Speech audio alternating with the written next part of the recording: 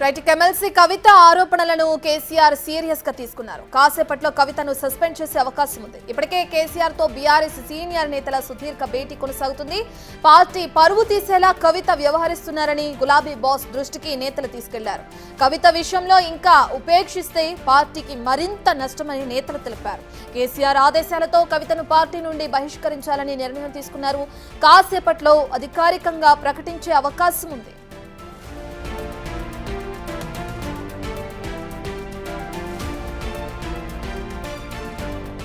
Right, ఇక మనం చూస్తున్నాం నిన్న కవిత కొన్ని వ్యాఖ్యలు చేశారు. ఇక ఎమ్మెల్సీ కవిత చేసిన వ్యాఖ్యలకి సంబంధించి ఇప్పుడు పార్టీ అధిష్టానం సీరియస్ గా వ్యవహరిస్తుందని చెప్పుకోవచ్చు.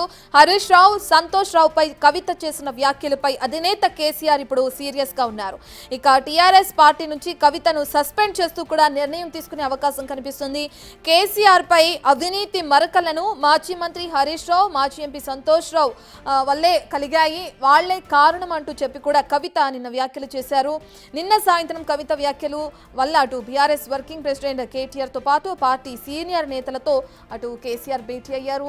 కవితకు సంబంధించి ఇప్పుడు సీరియస్ యాక్షన్ తీసుకోకపోతే పార్టీకి మరింత నష్టం కలిగించే అవకాశంగా ఉంది అని చెప్పి కూడా అటు పార్టీ నేతలందరూ కూడా కేసీఆర్ తో మాట్లాడడం, కేసీఆర్ కి తెలపడంతో కేసీఆర్ ఆదేశాలతో కవితను పార్టీ నుంచి బహిష్కరించే నిర్ణయం తీసుకున్నట్లు తెలుస్తుంది. ఇక దీనికి సంబంధించి అధికారిక ప్రకటన మరి కాసేపట్లో వచ్చే అవకాశం కూడా కనిపిస్తుంది. నిన్న కవిత చేసిన వ్యాఖ్యలకు సంబంధించి ఇప్పటివరకు ఎవరూ స్పందించలేదు. ప్రధానంగా హరీష్ రావుని టార్గెట్ గా చేసుకుని కవిత వ్యాఖ్యలు చేశారు. దీని తర్వాత కేటీఆర్ హరీష్ రావుకి సంబంధించిన ఒక పోస్ట్ ని ట్యాగ్ చేయడం కూడా ట్విట్టర్ లో ఎక్స్ వేదికగా మనం చూసాం. ఇక ఇప్పుడు అటు కవితని సస్పెండ్ చేసే అవకాశం కల్పిస్తున్న నేపథ్యంలో అందరూ కూడా కేసీఆర్ తో మీటింగ్ నిర్వహించడం, కవిత వ్యాఖ్యలకు సంబంధించి కవిత ఏ విధంగా అయితే గత కొన్ని రోజులుగా ప్రవర్తిస్తున్నారు, తన తీరుకు సంబంధించి కూడా ఏమి నిర్ణయం తీసుకున్నారో కేసీఆర్ మనకి ఇంకా మరి కాసేపట్లో తెలిసే అవకాశం కనిపిస్తుంది. అయితే అసలు కవిత ఏం మాట్లాడారు అనేది ఒకసారి చూద్దాం.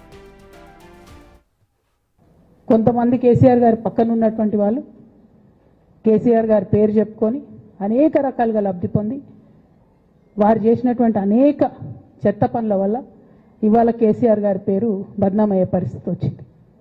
అయినా మళ్ళీ వాళ్ళనే మోస్తాం, అయినా మళ్ళీ వాళ్ళనే ముందుకు తీసుకెళ్తామని అనుకుంటే పార్టీ ఎట్లా ముందట్టుకుపోతుంది? ఒక బిడ్డగా నిజంగా నేను బాధపడతా ఉన్నాను.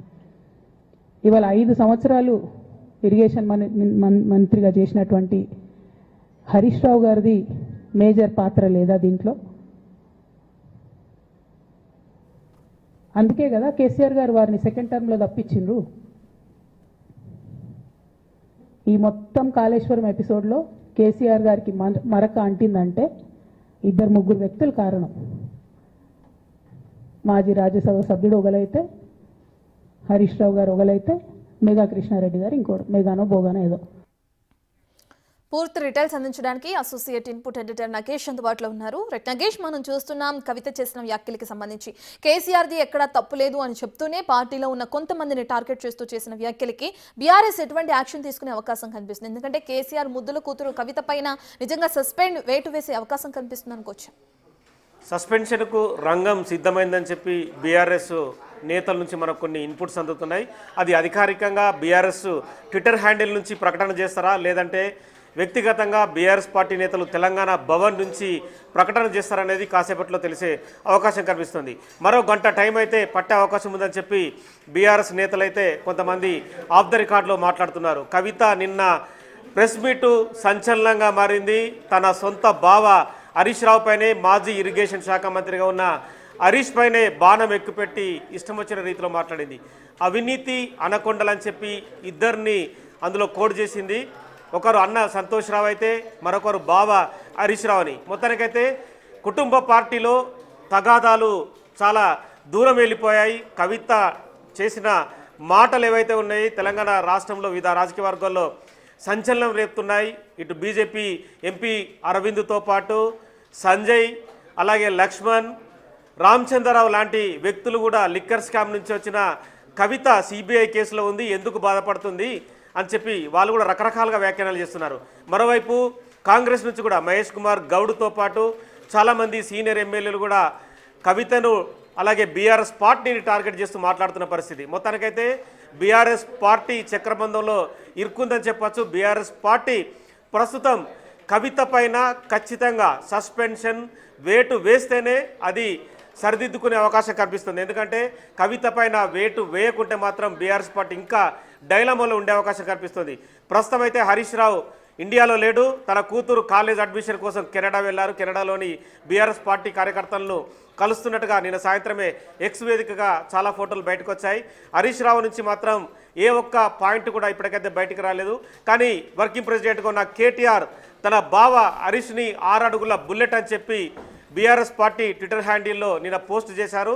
ఆ విషయాన్ని రీట్వీట్ చేస్తూ బీఆర్ఎస్ పార్టీకి హరీష్ రావు ఎంత ముఖ్యమో ట్రబుల్ షూటర్గా కావచ్చు, మొత్తం ఎంటైర్ బీఆర్ఎస్ పార్టీని కేసీఆర్ తర్వాత నడిపించే వ్యక్తిగానే కేటీఆర్ తన భావాన్ని పొగిడిన పరిస్థితి. కానీ అందుకు భిన్నంగా చెల్లెలు కవిత మాత్రం అవినీతి అనకొండలు, కేసీఆర్ అనే వ్యక్తి తెలంగాణ రాష్ట్రం కోసం పాటుపడ్డాడు, తిండి నిద్ర లేకుండా తెలంగాణ స్టేట్ని తీసుకొచ్చాడు, ఏ ఒక్క విషయం కూడా కేసీఆర్ తెలియకుండా వేల కోట్ల అవినీతి జరిగింది. ఆ అవినీతికి కారణం హరీష్ రావు, సంతోష్ రావే. ఈరోజు కేసీఆర్ ముఖ్యమంత్రి రేవంత్ రెడ్డి దృష్టిలో పిన్ పాయింట్ అవుతున్నాడంటే అది వీళ్ళిద్దరి పుణ్యమే అని చెప్పి డైరెక్ట్గా చెప్పింది. మరో కాంట్రాక్టర్ మెగా కృష్ణారెడ్డిని కూడా ఇందులో ప్రస్తావించిన పరిస్థితి. మొత్తం ఈ వ్యవహారం అంతా కవిత మెడకు చుట్టుకుంది. కవిత అమెరికాకు పోయొచ్చిన పొంచి 4 దఫాలు బీఆర్ఎస్ పార్టీని డైరెక్ట్గానే అటాక్ చేసింది. అందులో ఉన్న మాజీ మంత్రి జగదీష్ రెడ్డిని లిల్లీ పుట్ అంటూ వ్యాఖ్యానించిన పరిస్థితి. మరో మాజీ మంత్రి సబితా ఇందరెడ్డి కొడుకును కార్తిక్ రెడ్డిని కూడా చోటా మోటాలు అంటే చిన్న పిల్లలు కూడా పార్టీ వ్యవహారంలో తలదూర్చకూడదు, పెద్దల వ్యవహారంలో అసలే మాట్లాడకూడదని చెప్పి డైరెక్ట్గానే కార్తిక్ రెడ్డిని అటాక్ చేసిన పరిస్థితి. మొత్తం ఎంటైర్ ఇష్యూలో కాసేపట్లో బీఆర్ఎస్ నుంచి అధికారిక ప్రకటన రానుంది. రాష్ట్ర రాజకీయాల్లో సంచలనం అయితే మారనుంది. కానీ 4 దఫాలు కవిత ఏం మాట్లాడిందనేది ఒకసారి చూద్దాం. కేసీఆర్ గారు దేవుడు, కేసీఆర్ గారు దేవుడు. కానీ కేసీఆర్ గారి చుట్టూ కొన్ని దయ్యాలున్నాయి. వాళ్ళ వల్ల చాలా నష్టం జరుగుతున్నది. పార్టీలో ఉండేటటువంటి నేను కేసీఆర్ గారి కూతుర్ని అంతరంగికంగా నేను రాసినటువంటి లేఖనే బయటికి వచ్చిందంటే మరి ఇతర సామాన్యుల సంగతి, ఇతరుల పరిస్థితి ఏంటి? ఒక లిల్లీపుట్ నాయకుడు నల్గొండలో బీఆర్ఎస్ పార్టీని నాశనం చేసిన ఒక లిల్లీపుట్ నాయకుడు ఆమెవరు ఈమెవరు అని మా గురించి మాట్లాడుతూ ఉన్నారంటే మరి ఆయనకు ప్రోత్సాహం ఇస్తున్నది ఎవరో కూడా ప్రజలు ఆలోచించుకోవాలి. ఇవాళ నల్గొండ జిల్లాలో ఒక సీటు కూడా రాలే. ఆయన సీటు సావు తప్పి కన్నులొట్టవైన చందంగా చివరి నిమిషంలో అనుకోకుండా గెలిచినటువంటి సీటు. ఎన్నడూ ప్రజా ఉద్యమాలు చేయలే. కేసీఆర్ గారు లేకపోతే మరి నువ్వెవరు? అది కూడా ఆలోచించుకోవాలి కదా. కేసీఆర్ గారు లేకపోతే బీఆర్ఎస్ పార్టీలో ఉన్న ఏ నాయకుడైనా ఎవరు? ప్రజలకు మనందరినీ పరిచయం చేసింది కేసీఆర్ గారే కదా. ఈ పెద్ద పెద్ద కాంట్రాక్టర్లు అందరితో కుమ్మక్కై కేసీఆర్ గారు ప్రజల కోసం ఆలోచన చేస్తే, నీళ్ళ కోసం ఆలోచన చేస్తే, వీళ్ళు సొంత వనరుల కోసం, డెవలప్మెంట్ కోసం, ఆస్తులు పెంచుకోవడం కోసం ఆలోచన చేసి ఇవాళ మీ వల్ల రేవంత్ రెడ్డి లాంటి వ్యక్తి, తెలంగాణ ఉద్యమానికి సంబంధం లేని వ్యక్తి, కేసీఆర్ గారి కాలి గోటికి సరిపోని వ్యక్తి, ఆయన నిలబడి కేసీఆర్ గారిని చేయెత్తి చూపించి కేసీఆర్ గారి మీద సిబిఐ ఇవాళ నేను వేస్తా అని చెప్తున్నాడంటే కారణం ఎవరు? దీనికి నేను భరించిన. ఇదే హరీష్ రావు గారు, ఇదే సంతోష్ రావు గారు అనేక కుట్రలు చేసినా కూడా భరించిన. నా మీద ఓపెన్గా మీడియా మిత్రులందరితో రకరకాల మాటలు చెప్తే కూడా నేను భరించిన. నా పర్సనల్ అటాక్కి నేను ఎప్పుడు కూడా వాళ్ళను ఇంతవరకు పేరు పెట్టి పిలవలేదు, మాట్లాడలేదు. ఫస్ట్ టైం చెప్తున్నా. నేను ఎందుకోసం చెప్తున్నా? కేసీఆర్ గారికి ఈ వయసులో సిబిఐ ఎంక్వైరీ ఏందండి? ఎందుకోసం ఆ కర్మ పట్టింది? ఎందుకు భరించాలి? ఇటువంటి వాళ్ళని చూస్తూ ఎందుకోసం ప్రొటెక్ట్ చేసుకోవాలి? బీఆర్ఎస్ పార్టీ తమల కోపం రావచ్చు, కానీ వాస్తవాలు చేదుగున్నా అప్పుడప్పుడు మాట్లాడుకుంటేనే, మందు తీసుకుంటేనే ఆరోగ్యం మంచిగా అవుతుంది. కొంతమంది కేసీఆర్ గారి పక్కన ఉన్నటువంటి వాళ్ళు కేసీఆర్ గారి పేరు చెప్పుకొని అనేక రకాలుగా లబ్ధి పొంది వారు చేసినటువంటి అనేక చెత్త పనుల వల్ల ఇవాళ కేసీఆర్ గారి పేరు బద్నామయ్యే పరిస్థితి వచ్చింది. అయినా మళ్ళీ వాళ్ళనే మోస్తాం, అయినా మళ్ళీ వాళ్ళనే ముందుకు తీసుకెళ్తామని అనుకుంటే పార్టీ ఎట్లా ముందట్టుకుపోతుంది? ఒక బిడ్డగా నిజంగా నేను బాధపడతా ఉన్నాను. ఇవాళ 5 సంవత్సరాలు ఇరిగేషన్ మంత్రిగా చేసినటువంటి హరీష్ రావు గారిది మేజర్ పాత్ర లేదా దీంట్లో?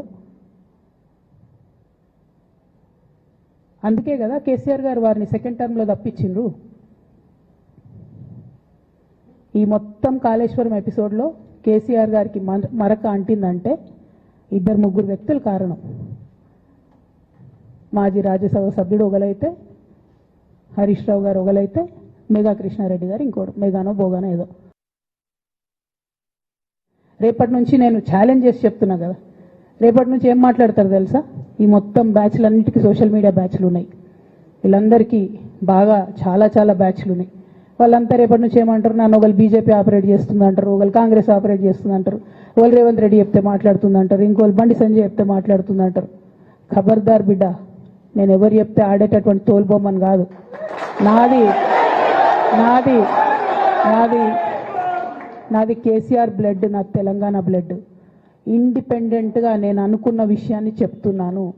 దానికి పొలిటికల్గా ఇబ్బంది అయినా, కష్టమైనా, నష్టమైనా నేనే భరిస్తా. కానీ దేవుడు లాంటి మా నాన్నను ఇవాళ సిబిఐ ఎంక్వైరీ చేసిండ్రంటే కడుపు రగులుకపోతా ఉంది ఒక బిడ్డగా. అందుకే చెప్తున్నా.